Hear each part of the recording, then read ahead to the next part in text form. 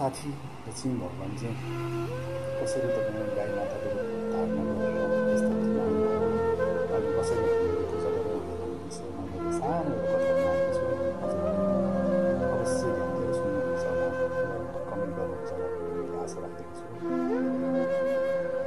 एउटा लेखमा चाहिँ तपाईँको 4 भएको छोरा र एक आमा हुनुहुन्थ्यो, बाबाको मृत्यु भइसकेको थियो।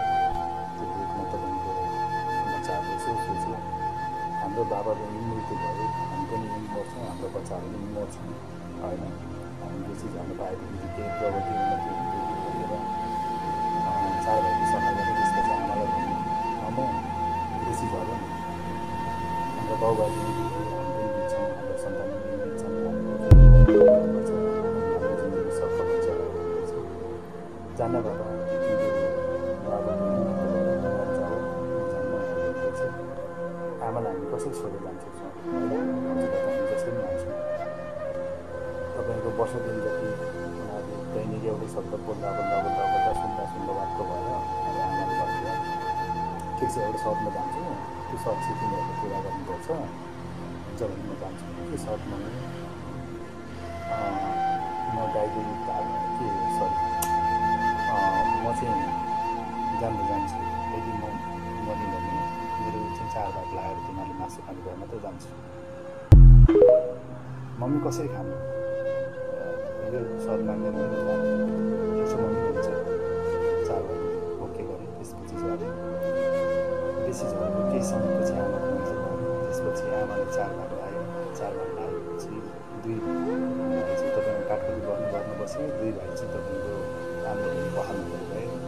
त्यसपछि आमाको 4 भाग मासु नआएकोमा 2 भाइ चाहिँ तपाईँको ती छोडिदिए, 2 भाइलाई 2 भाइ चाहिँ काटकुट गर्न बसेका मान्छेले चाहिँ तपाईँको खोलेर छोडिदिए, आमा मासु बसेर खाने।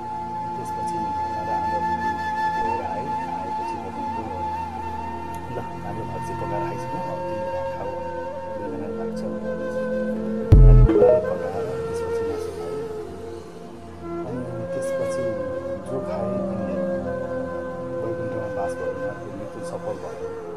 जसले खाएको छैन तिनीहरूले छल गरेर यताउता गरेको हुनाले उनीहरूको मृत्यु भएन। त्यसपछि तपाईँको टोलाएर बस्दैन, खाना पनि नखाने, अनि एकलो बसिरहने।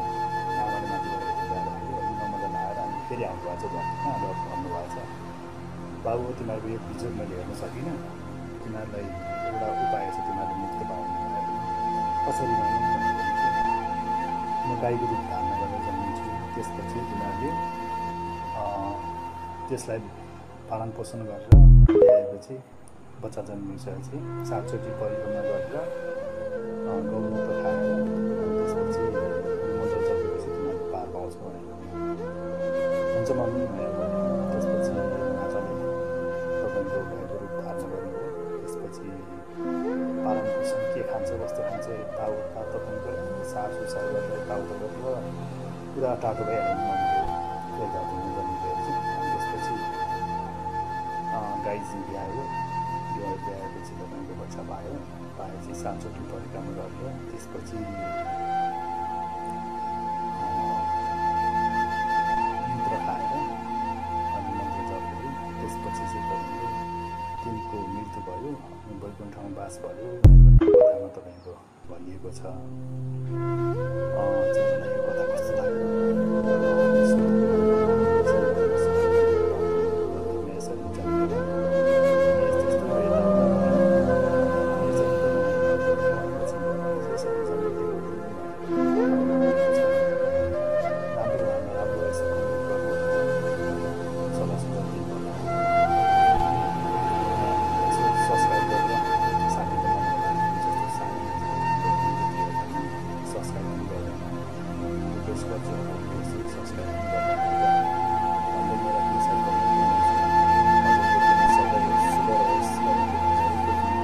सबै